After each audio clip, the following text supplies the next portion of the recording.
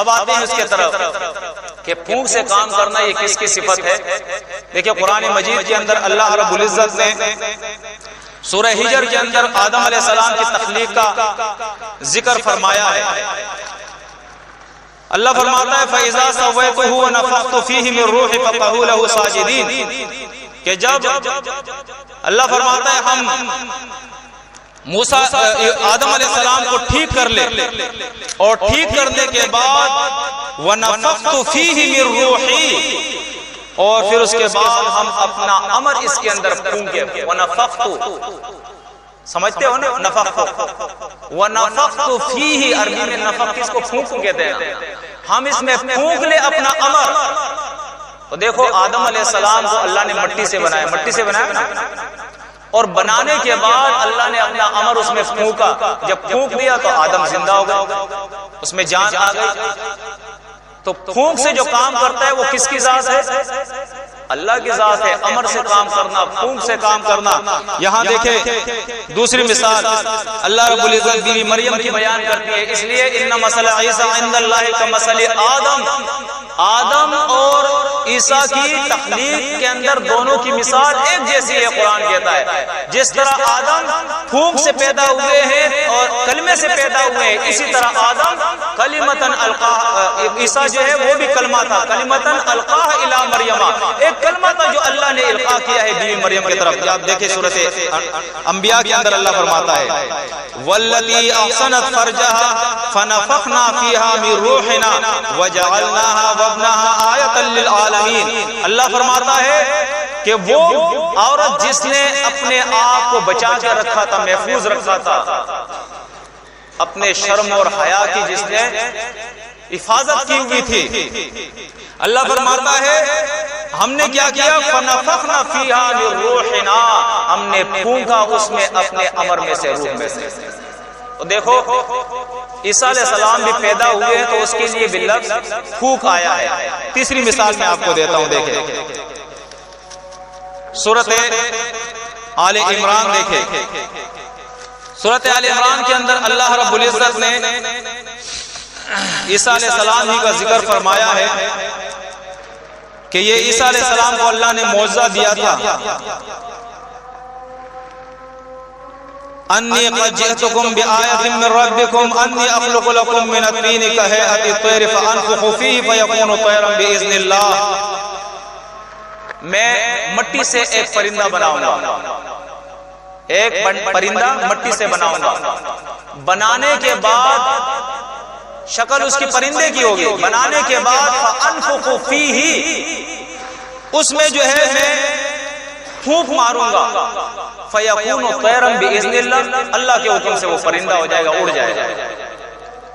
اب دیکھو مٹی سے پرندہ عیسیٰ علیہ السلام بناتے تھے اور اس میں پھونک مارتے تھے تو اللہ کے امر سے کیا ہو جاتا تھا؟ وہ زندہ پرندہ ہو جاتا تھا, اڑ جاتا تھا. تو یہ معجزہ کس کا تھا؟ عیسیٰ علیہ السلام, اللہ کے رسول تھے نا. اب پھونک سے کسی چیز میں جان آ جائے تو قرآن کہتا ہے یہ باذن اللہ ہوتا ہے اور یہ نبی کا معجزہ ہوتا ہے. یہ نبی کا کیا ہوتا ہے؟ نبی کا معجزہ ہوتا ہے.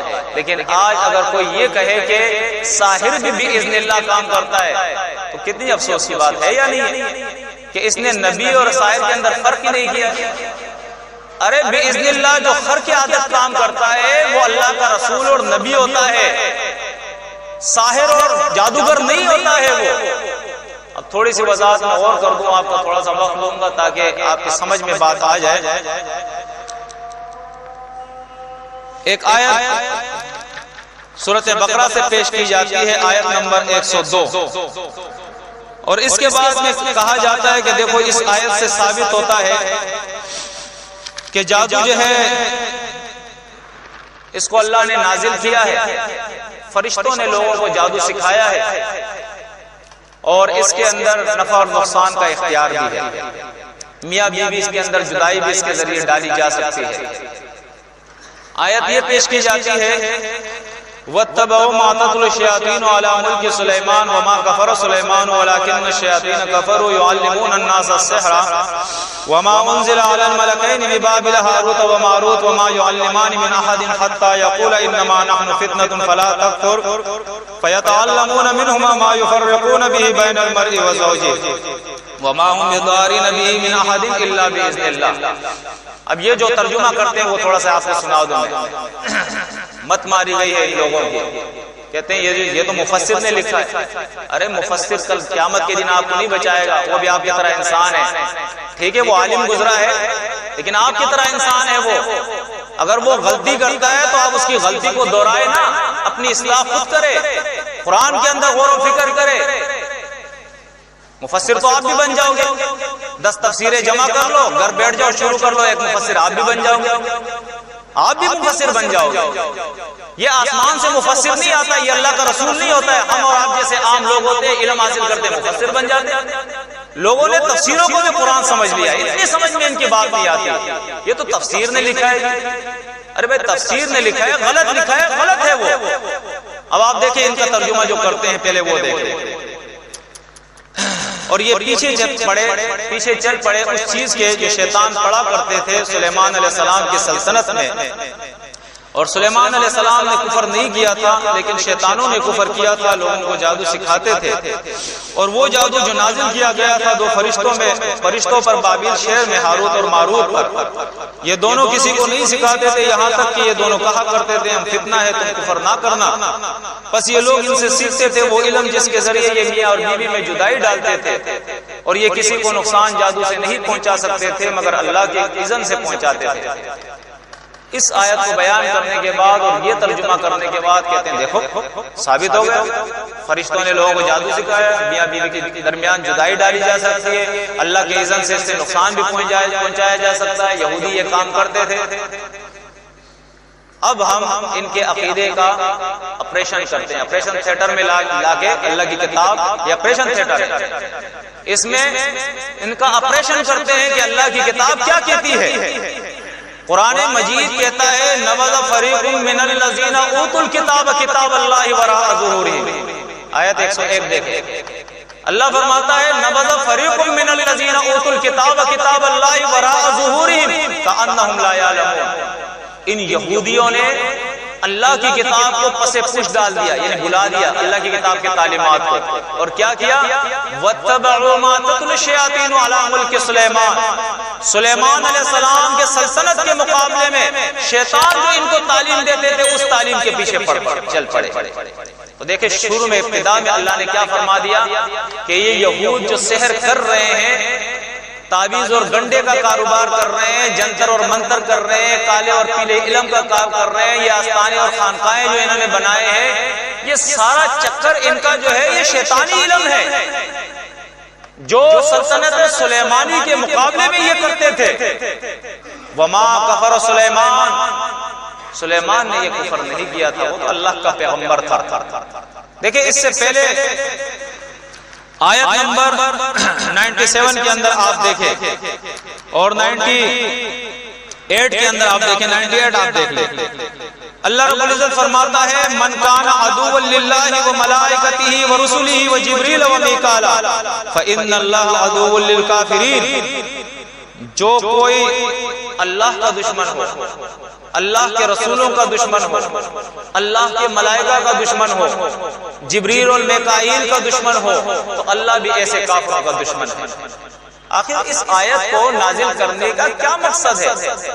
اب آپ تو تفسیروں کو مانتے ہو نا, تفسیریں اٹھا کر دیکھیں کہ اس آیت کا شان نزول وہ کیا بیان کرتے ہیں یا اس کی تفسیر وہ کیا بیان کرتے ہیں.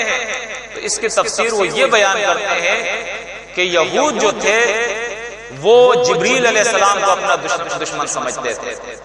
سلیمان علیہ السلام کے خلاف انہوں نے پروپیگنڈا کیا تھا کہ سلیمان علیہ السلام اپنی سلطنت جو ہے وہ جادو سے چلایا کرتے تھے. ہاروت اور ماروت کے بارے میں انہوں نے ایک قصہ گڑھا تھا. وہ قصہ یہ گڑھا تھا کہ بابل شہر کے اندر 2 نیک انسان تھے جن کے نام ہاروت اور ماروت تھے.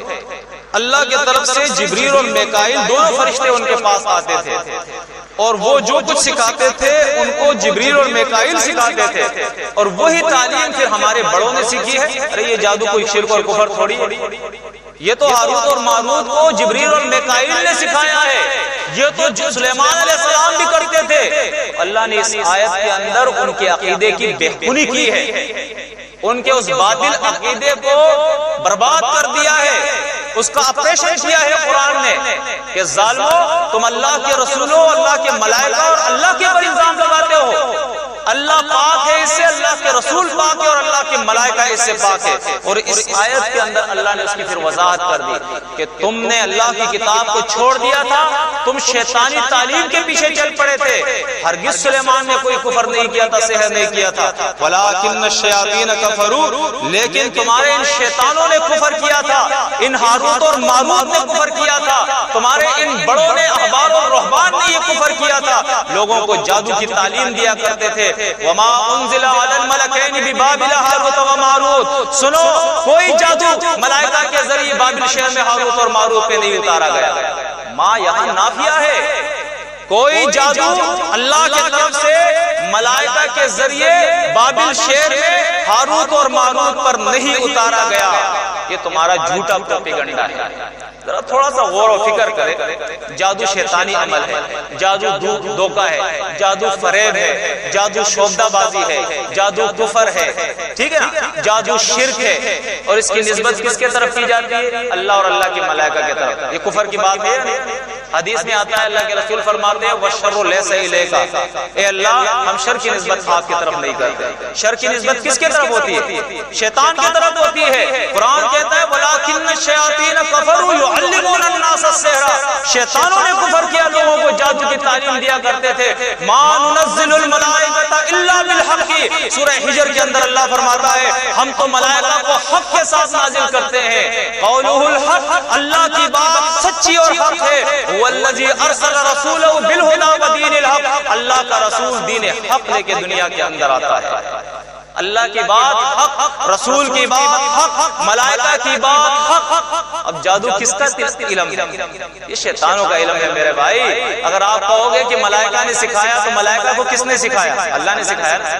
اس لیے سورہ بقرہ کے اندر اللہ فرماتا ہے کہ ملائکہ خود کہتے ہیں قالوا سبحانک لا علم لنا الا ما علمتنا، اے اللہ ہمیں تو وہی آتا ہے جو تو نے ہمیں سکھایا ہے۔ اگر آپ کہو گے کہ جادو ملائکہ نے سکھایا ہے تو ملائکہ کو اللہ نے سکھایا ہے، تو یہودیوں ساحروں کے استاذ ملائکہ ہو گئے، ملائکہ کے استاذ اللہ ہو گئے، العیاذ باللہ ثم العیاذ باللہ۔ یہودی تو چھوٹے ساحر ہیں، ان سے بڑے ملائکہ ہو گئے، ملائکہ سے بڑے اللہ ہو گئے، العیاذ باللہ۔ کہاں جاتا ہے یہ فتویٰ؟ ذرا غور و فکر کر، ایک گندی چیز کو اس کے ملائکہ کی طرف منسوب کرنا، اس کے رسولوں کی طرف منسوب کرنا، اللہ کی ذات کی طرف منسوب کرنا، یہ ایک بہت بڑا پروپیگنڈا ہے جو اس امت کے اندر پھیلایا گیا ہے۔ ہم کہتے ہیں سحر کے اندر قرآن کہتا ہے وَلَا يُفْلِحُ السَّاحِرُ حَيْثُ أَتَىٰ، یہ ساحر جہاں سے بھی آ جائے یہ کامیاب نہیں ہو سکتا۔ یہاں جو قرآن کہتا ہے وَمَا هُمْ بِضَارِّينَ بِهِ مِنْ أَحَدٍ إِلَّا بِإِذْنِ اللَّهِ، اور اس سے پہلے فَيَتَعَلَّمُونَ مِنْهُمَا مَا يُفَرِّقُونَ بِهِ بَيْنَ الْمَرْءِ وَزَوْجِهِ، یہ وہ تعلیم سیکھتے تھے جس کے ذریعے سے یہ چاہتے تھے کہ ہم میاں اور بیوی میں جدائی ڈال سکے، یہ نہیں کہ ڈالتے تھے، ڈال سکے۔ تو قرآن کہتا ہے وَمَا هُمْ بِضَارِّينَ بِهِ مِنْ أَحَدٍ، یہ اپنے اس سحر سے کسی کو نقصان نہیں پہنچا سکتے تھے، إِلَّا بِإِذْنِ اللَّهِ، مگر نقصان اللہ کے اذن سے پہنچتا ہے۔ نقصان کس کے اذن سے پہنچتا ہے؟ وَمَا أَصَابَكُم مِّن مُّصِيبَةٍ فَبِإِذْنِ اللَّهِ، تمہیں جو بھی تکلیف پہنچتی ہے قرآن کہتا ہے سورہ تغابن اٹھا کر دیکھے وہ اللہ کے حکم سے پہنچتی ہے۔ ان ظالموں نے کیا کیا؟ ساحر سحر کرتا ہے اور اللہ کا حکم ہوتا ہے اور کام ہو جاتا ہے، العیاذ باللہ ثم العیاذ باللہ۔ یعنی اس کا مطلب یہ ہے کہ اگر ساحر کسی میاں اور بیوی کے جدائی ڈالتا ہے درمیان اور وہ جادو کرتا ہے جدائی ڈالنے کے لیے، تو وہ تو نہیں کر سکتا، لیکن اللہ حکم بھیجتا ہے کہ چل ہو جا، تو وہ گناہ کا کام العیاذ باللہ پھر اللہ سے کرواتے ہیں۔ جی ساحر تو صرف بدنام ہو جاتا ہے العیاذ باللہ۔ میرے بھائیو اپنے عقیدے کی اصلاح کرو۔ اگر سحر میں کوئی اثر ہوتا آج پوری دنیا کے اوپر ساحروں کی حکومت ہوتی یا نہیں ہوتی؟ امریکہ میں ساحر کی حکومت ہوتی، برطانیہ میں ساحر کی حکومت ہوتی، انڈیا میں ساحر کی حکومت ہوتی، پاکستان میں ساحر کی حکومت ہوتی۔ اس لیے آپ نے تو بہت بڑی اتھارٹی اس کو دے دی ہے۔ موسیٰ کا سحر ہو گیا، محمد صلی اللہ علیہ وسلم پر سحر ہو گیا، ساحر میاں بیوی کے درمیان جدائی ڈال سکتا ہے، الیاذ باللہ ساحر نظر بندی کر سکتا ہے، سب کچھ وہ کر سکتا ہے۔ ارے یہ سب کچھ جب وہ کر سکتا ہے تو انڈیا اتنے اپنے بجٹ کو کیوں ضائع کرتا ہے؟ تھوڑے سے ساحر رکھ لے، وہ لاکھوں کی فوج نہ رکھے، وہ ایٹم بم نہ بنائے، وہ میزائل تیار نہ کرے، وہ روس سے اسلحہ نہ خریدے، وہ امریکہ اور برطانیہ اور اسرائیل سے اسلحہ نہ خریدے، کچھ ساحر بنا لے اور ساحروں سے کہے کہ اس ملک کو تباہ کرو، پھونک مارو شاباش، اس ملک کو تباہ کرو، جنتر منتر پڑھو شاباش، اور وہ جنتر منتر پڑھے اور پھونک مارے اور کام ہو جائے، ہو یا نہ ہو؟ یہ ڈکیت بیچارے اپنے آپ کو مرواتے ہیں جب ڈکیتی مارتے ہیں بینک میں، وہاں جاتے ہیں، یہ بھی مارتے ہیں وہ بھی مارتے ہیں، کچھ کلمات خبیثہ سیکھ لینا ہمارے مفتی صاحب سے، علامہ صاحب سے، ہمارے مولوی صاحب سے، پیر صاحب سے، امیر صاحب سے، ناظم صاحب سے، ان سے فتویٰ لے لے اور اس کے بعد کچھ کلمات جو ہے وہ سیکھ لے، وہ بتا دیں گے کہ بھائی ہاں اثر ہے، قرآن و سنت سے ثابت ہے، یہ اثر ہے، تسلی ہو جائے گی۔ اس کے بعد کچھ منتر سیکھ لے اور سیکھنے کے بعد کلاشن کوف لے کے نہ جائے، وہ منتر لے کے چلا جائے، بینک میں داخل ہو جائے، منتر پڑھے، سب کی نظر بندی ہو جائے گی، کھجوری بھر کے وہاں سے نکل جائے، کسی کو نظر ہی نہیں آئے گا، آئے گا نظر بندی جو ہو گئی۔ اور ایسا بھی نہ ہو کہ کل وہ آپ کے یہاں پہنچ جائے، آپ کہیں سفر پہ گئے ہو، گھر میں موجود نہ ہو اور نظر بندی کر لے اور بچے کہے کہ بابا جی آ گیا، ایسا بھی تو ہو سکتا ہے یا نہیں ہو سکتا؟ توبہ کرے، توبہ کرے، اپنے عقیدے کی اصلاح کرے۔ یہ ہم کہاں جا رہے ہیں؟ آپ نے تو اس زمین پر اللہ کے علاوہ ایک اور الہ بنا دیا ہے کہ اس کے پاس بھی بہت اتھارٹی ہے۔